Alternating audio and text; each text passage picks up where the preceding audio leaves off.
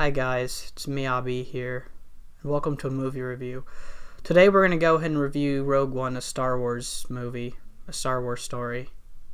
It's both, it doesn't matter. So Rogue One is the first movie in Disney's anthology series to sort of expand the Star Wars universe. I do this because the Star Wars universe isn't going to be expanded. It's going to be the same shit you already know. But people are still gonna watch it because it's got TIE fighters and stormtroopers. I mean, including me. I'm still gonna watch it, but I digress here. I'm gonna go ahead and give a little intro here. This review is gonna sound very negative about Rogue One. I'm just gonna go ahead and off the get-go. If you're a Star Wars fan, you're probably gonna like this movie. I don't, and I am a Star Wars fan.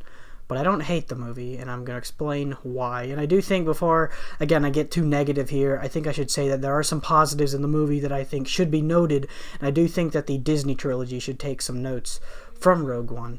So before we get into Rogue One exactly, because I think a lot of the flaws, for me anyways, go into what I consider Star Wars to be.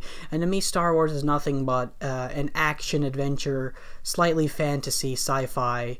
That's like 4 fucking genres in one, but bear with me here. Just enjoyable movies with good character progression, with an interesting plot development, and I think that's all it really is. You know, I think that this whole big, vast Star Wars universe thing doesn't interest me. In fact, I'm actually glad that Disney sort of retconned the entire, not retconned, but got rid of the entire expanded universe with the books and stuff, because those are stupid. You know, none of that shit matters. When it comes down to Star Wars, the only things that really do matter are what's in the movies, not really what's in the comics or what's in the books or what's in the TV shows. You know, it's really all about what's in the movies, and that's the main thing that matters. And I think Rogue One really kind of reminds me of that. Now, I say that because Rogue One's sort of not an interesting movie. It's not a fun action-adventure movie. It's not even people are calling it a war movie. I don't even think it's a well-made war movie. I don't think it's a well-made... Some people even call it a heist movie. It's really not that, to be honest. But before I get a little bit too vague in general here, I'm going to go into a little bit specifics and what I think is wrong with Star Wars Rogue One, a Star Wars story. For one, you have the plot. Now, I know a lot of people criticize The Force Awakens, and it might be a little bit redundant of me and unoriginal of me to make constant comparisons to The Force Awakens, but it needs to be done. It's going to happen. You know, you have 2 Star Wars movies coming out a year within each other, I think, and they have similar main characters. By that I mean one of them's an interesting British female character, and the other one's an uninteresting British female character. But I do think that the 2 movies open each other up, and I think it's good to acknowledge the similarities and differences and the strengths and weaknesses of both, so that we can sort of think of what could be a better movie moving on from now on. And Rogue One, I don't think, is the way to go. If you really want to know the plot of Rogue One, then I recommend you just watch the opening crawl of A New Hope, because this movie doesn't really have a story. It's more of a series of events that occur. None of the characters are very interesting. Even the plot developments, there's no real plot development. It's just there's the end and you're waiting for the end to happen, and nothing before that is very interesting. The plot, to describe it in the simplest way, it's point A to point B to point C to point D to point E. And that's not such a bad thing, right? But the problem with this movie is that you don't need point B, C, or D. You can just go from point A to point E, and the events are going to be the exact same thing. In fact, the movie would probably benefit if point B, C, and D just wasn't there. And that's sort of Rogue One. They go to a bunch of different locations and do different things, but they don't need to be there. They don't really need to be there. They're just kind of there to put in, oh, we got to put in this emotional section. Oh, we got to do this. We got to kind of fill in the quota. And that's kind of the problem I had with Rogue One, is that none of it meshed well and none of it felt natural. Now, the biggest thing for Star Wars to me, and I think this is what carried The Force Awakens, is the characters. You know, even if they weren't that interesting, even though, you know, characters like Poe and Finn could have been written better, I do think that the actors had charisma, and I am interested to see in how their dynamics play along in the future movies. Rogue One didn't have any interesting characters. In fact, a lot of the characters were very surface level, and since it's not a trilogy, you don't really see much development occur within them. Think of it like watching Star Wars The Force Awakens. Think of it like Poe, right? He's really not in the movie that much. He's an interesting, he has like funny one-liners, right? But as a character, he's not very fascinating. But the reason why I'm able to forgive it in The Force Awakens is because we've got 2 other movies, and we know that he's going to be a more pivotal part in the other movies. Whereas with Rogue One, you have a bunch of uninteresting characters that are never going to be seen again because they're all dead. Spoiler alert, by the way, everyone in this movie dies. So for one, we've got the main Jyn Erso, played by, I don't fucking care. Now, Jyn Erso is definitely one of the biggest issues with this movie, and that's a problem because she's the main character. Her backstory is sort of very glanced over, right? And a big focus of this show is movie is Jyn Erso's relationship with her father, and you don't really see her father that much. In fact, you don't actually see Jyn Erso and Galen Erso in the same scene that many times in the movie. She's not really fleshed out. Her backstory isn't really fleshed out. It's sort of implied, right? She's like, oh, she's like a Han Solo, right? He's sort of rebellious, but you don't really see her do anything rebellious. She just starts off in the movie in prison, she starts off in that little flashback sequence of her when she was younger, but that's not really her character. You don't really see much plot development. You just see that, she was abandoned, or not abandoned, but her father was taken from her and her mother was killed. But that doesn't really show Jyn Erso's character. It just shows her very shallow backstory, which you hear like bits and pieces of, especially from Saw Gerrera, which we're going to get to later. But you don't really see her backstory. You don't really see, the movie says, oh, you're rebellious, oh, you do this, oh, you do that, oh, you were trained by Saw Gerrera, but you don't see any of that, and that makes her inner conflict even weaker, right? Because her character arc was sort of focused around not trusting the rebellion and then learning to trust them, but I don't really buy any of that because there's no reason to not trust the rebellion. And I know what you're thinking. You're thinking, oh, but they do all these bad things. They really don't. The movie's supposed to make you think that the rebellion is kind of sketchy, but they're really not. And that's kind of the movie's biggest fault, is that they try to convince you about these things, but they don't show any evidence. They don't show any proof that these characters are who the movie claims they are, like Jyn Erso. Not to mention, the actress, I don't think, delivered her lines particularly well. She didn't have any charisma, when you compare her to Daisy Ridley, there's no comparison. I think out of all the Star Wars protagonists we've had, she's one of the most uninteresting, and that's saying a lot considering we've got Anakin Skywalker, she's not even hilariously bad, like Hayden Christensen, so that kind of makes her more unappealing to watch, but I'm not gonna say that being hilariously bad is a good thing. Next, you've got Cassian Andor, and this guy sucks. He's not really given any backstory either. You hear one glimpse of it, and that was, I've been in this war since I was 6. And that's all you get. You don't really get any actual backstory. There's this one interesting moment in the movie where he kills a guy in cold blood. And I was like, oh shit, is this the character we're getting? Are we getting like the sketchy rebellion? Are we getting that kind of side to it? A rebellion soldier who's got a moral gray line? No.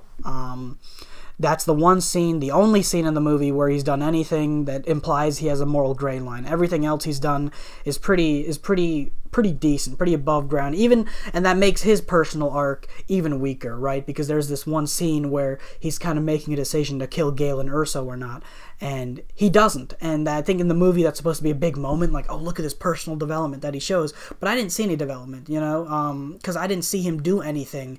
I didn't see him show a moral gray line previously in the movie. And the movie does try to do a little bit of a Jyn Erso, Cassian Andor romance kind of thing, and it doesn't work out because I don't care about either of the characters. And the movie just shoehorns it in as though it sort of is like, oh, yep, we need this in the movie, so let's put it in. And I think that's a very poor aspect of the film. Not to mention, Cassian Andor himself is a very generic character. He doesn't bring a lot to the table, and the only thing he really has a part of him is a quirk, and his quirk is his accent. I can't fucking understand for the life of me what this guy says sometimes. Overall, I just think Cassian is just a weak character. Then we've got Chirrut, and I hear a lot of praise about Chirrut, because you got that one cool martial arts scene, but he's such a wasted character. He has no development in the movie. He starts the movie off as being kind of like a dude who believes in the Force, and he dies as a dude believing in the Force. He's a static character. And he has one really interesting scene where he does some martial arts, right? And that's the only real instance of martial arts you see in the movie. You don't really see a whole lot more. But his whole gimmick is that he believes in the Force a lot, but it's very stupid. Backstory isn't really delved into. He's a monk working as at a Jedi temple, but that's all you really get from him. His personality, I think that's where he really could have shined, but they didn't really use him a lot. He was only there. The only real other character he interacted with in an interesting way was Baze.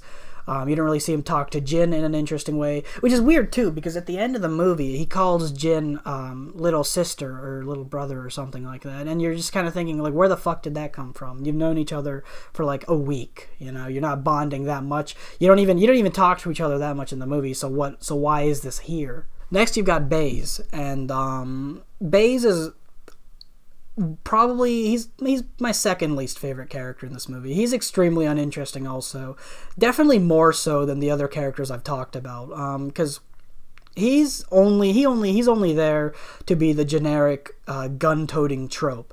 And I'm fine with movies following tropes. I mean, Star Wars does it. Star Wars follows movie tropes, but I do think that they do something interesting with it, usually, that makes me care, and that's not something they did with Baze. They just made Baze a generic guy who's he's very reluctant on believing in the Force, and his arc is that he ends up believing in the Force, which is kind of bullshit. I didn't really buy that, mostly because of this relates a lot to Donnie Yen's character, and I don't really buy it because Donnie Yen's character doesn't really do anything to make him believe in the Force. He just kind of decides to believe in the Force. He's just like, oh, I don't believe in the Force, and then Donnie Yen does a thing, and now he suddenly believes in the Force. The thing Donnie Yen did, and I'm just going to go ahead and spoil it, Donnie Yen dies. He dies saying, I am one with the Force is with me, or something like that. And he gets killed. And then Baze suddenly believes it, which doesn't make sense to me, because the whole idea is that scene is like, oh, look at Donnie Yen avoiding all the bullets, right? And oh, look, he's still alive. The Force is real, but he still gets fucking killed anyways. So why do you believe in the Force if he's already dead? But yeah, Baze is a very uninteresting character. He doesn't have a backstory. His backstory is that he's with the Chirrut's. He's one of Chirrut's guards or something like that. And he stops believing in the Force, but that's all that's really given to him. He doesn't have any development. His personal arc sucks, like pretty much all the characters, and there's not much more to say about him. Now we've got Bodhi, and Bodhi is the worst character in the movie. He's okay, well, he's probably tied with the worst character in the movie. We'll get to the worst character, but Bodhi sucks. He's unlikable. He doesn't have an interesting personality. He's pretty useless, You don't really need the pilot. You could have replaced him with a more interesting character, and Bodhi was, I can't even say he was disappointing, because I didn't really expect much out of him. But yeah, no, he sucks. There's nothing more to say about Bodhi. He doesn't have any character arc. He has no development. His interactions are boring. He's just overall a disappointing character in the movie. Sorry if the camera just switched there. I just hit the tripod. Now we've got Saw Gerrera, and Saw Gerrera's tied with the worst character, because Saw Gerrera truly, in this movie, serves no purpose to the plot. You can cut Saw Gerrera from this movie, and the movie would probably be the same. He dies. Saw Gerrera dies. It's in the most uninteresting way possible. He has no reason to die. He just does. He's connected a lot to Jyn Erso's backstory. He's a weak character because he's connected a lot to Jyn Erso's backstory, but because you don't see Jyn Erso's backstory a lot, you don't see a lot of Saw Gerrera and what he does. You hear that he's an extremist, but you don't really see him do anything extremist-y. He doesn't have any development. He's not supposed to have development. He's just supposed to be, I guess, another father figure to Jyn. He's just supposed to die again. He was portrayed really fucking poorly, He was a joke. Forrest Whitaker, I like Forrest Whitaker, but he's not the right choice for Saw Gerrera. I guess nobody is, though. You could definitely tell that Saw Gerrera was a decision by the directors to make him that way, and it's kind of stupid. But yeah, Saw Gerrera's only purpose in the movie is to die. That's pretty much it. Now you have what I think is the strongest character in the movie, and that's K2SO. And K2SO, which is funny because he's a robot, and robots don't have emotions, and he's still the most interesting character. But the reason why K2SO works is that he's the only character that had any progression. He had development. He showed development. He started off being this emotionless douchebag, and then he ended off being an emotionless cool guy. He's sort of nice. You start to like him. I guess you always like him. A lot of the movie's humor rides on him, and that's a problem with the movie, is that what a lot of movies do is they have, especially with this movie, they have a lot of humor, but it's all relegated to one character. Think of him like Alfred in Batman vs. Superman. And so you're inclined to like him more because you need some levity in movies. And so I like K2SO because he brings that levity. But also I think that a lot of the problems I had with the other characters, which is a lack of real backstory, real interesting development, sort of don't exist with K2SO because K2SO is a robot. His backstory is very concise. He's a robot, and I'm able to buy that. I'm able to buy into that quickly, and you can already go ahead and tell what his moral arc is. He starts off not trusting Jyn Erso, and then he grows to trust her, and he's the one character where I can kind of see him start to trust some of the characters, start to trust in the rebellion, and that's what I liked about K2SO. He's also just a really fun character overall. Aside from really one character, all the characters in Rogue One are pretty weak stuff. I do think that Star Wars, the biggest thing in the movies are the characters. None of the characters in this movie are interesting. It's mostly because they don't lack any real backstory, meaningful interaction, and they don't really have good character arcs. And I think the character arcs is what really hits the movie. Because with something like the original trilogy and even the sequel trilogy, you can see characters have arcs that are being opened up, and that could be the fault of, since Rogue One is one movie and the original trilogy are 3 movies, there's less, you can't really do that as much with Rogue One. But then at the same time, they should have planned around that. They should have made characters whose arcs can fit into one movie. Instead of giving us 6 fucking awful characters, give us like 3 very interesting characters that interact with each other. Another problem we have is with the CGI, and I've heard a lot of criticism with it. The CGI is not a problem really when you're dealing with the Star Wars, the fighters and the space battles and the action itself. It's all very well done, and I think you guys know where I'm coming with this. But we've got 2 characters in this movie that are all CGI. One of them's barely in the movie. The other one's in the movie a decent amount, and that's Peter Cushing as Tarkin. What the problem with Peter Cushing's Tarkin, which is not Peter Cushing, because Peter Cushing's dead, unfortunately. He's all completely CGI, and it's noticeable. It is noticeable. It's notably CGI. The problem with making a CGI character who's supposed to be a human is that we're naturally designed to notice strange things in other people, right? If someone doesn't act normal, if someone moves unnaturally, we pick it up. And even in something like Rogue One, even the slightest awkward movement becomes super glaring. And in Tarkin's case, it's sort of, his mouth just didn't move right, he looked animated. It looked like you were watching a Final Fantasy 15 animated movie. He sort of moved, he sort of talked like this, his mouth just sort of moved. It sort of, his eyebrows just kind of went all around the place, and it's just sort of like, we've got to stop the rebellion, and that really becomes very noticeable when you're watching the movie. And I've heard people not noticing the CGI, they didn't know Peter Cushing was dead, and they didn't know he was CGI, and that's fine, but I do think most people did notice the bad CGI. And then we've got Princess Leia, and no one can dispute that Leia's CGI was awful. I don't know, I'm convinced that this was a last-second thing, putting Carrie Fisher's Leia in the movie, young Leia, and it was not a good decision. I think it definitely hindered, the polish that the movie had, and that's something the movie does well, which I'll get into later on, is the movie's polish. Well, I don't know why they just didn't bother recasting Peter Cushing, or even Carrie Fisher. Carrie Fisher didn't need to be in the movie. Princess Leia didn't need to be in the movie. They should have honestly just recast Tarkin. We've already got to recast Mon Mothma, who I think was pretty decent. I would not mind seeing this actress return in future Star Wars installments.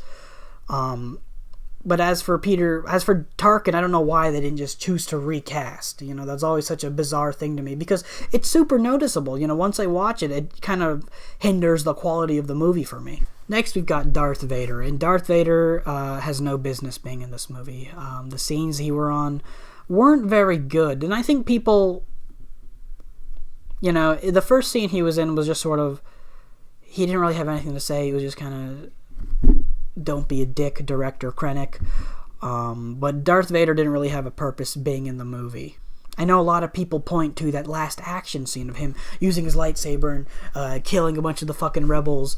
But even that scene doesn't stick with me because it does feel shoehorned. It does highlight a larger problem with with Rogue One and even the Disney universe as a whole, I guess.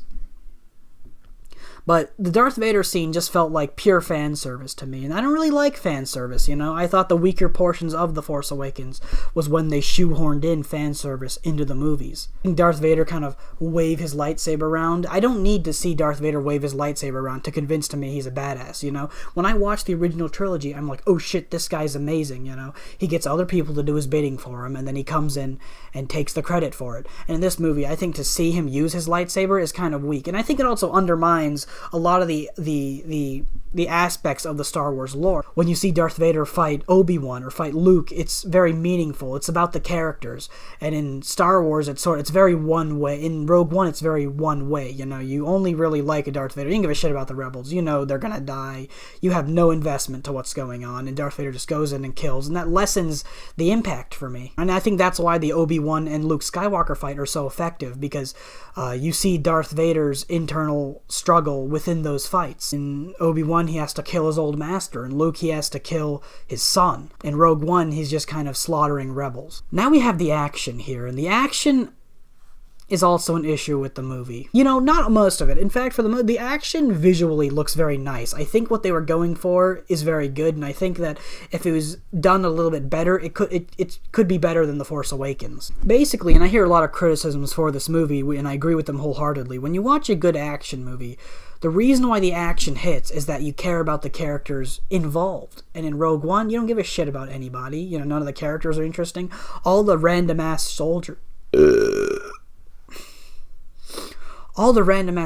have no place being there. It doesn't make a lot of sense. The action is just there to show explosions and to show this and show that, rather than having a good flow to it, And there's some things I liked, right? I do like that they returned to the fighter-to-fighter point of view. They showed more of what each individual fighter is doing, but I also think it's weak because some of the fighters weren't doing anything other than shooting a few things, and that's not interesting to see. I want to see the action build up to something, build up towards an objective, and that's something that Rogue One lacks.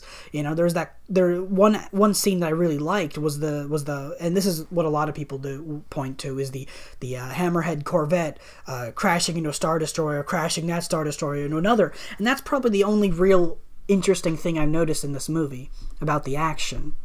Now, it looks very nice. It does look nice. It's appealing to see, but I think without having that character emotion in it, without having the stakes, this doesn't really do it for me.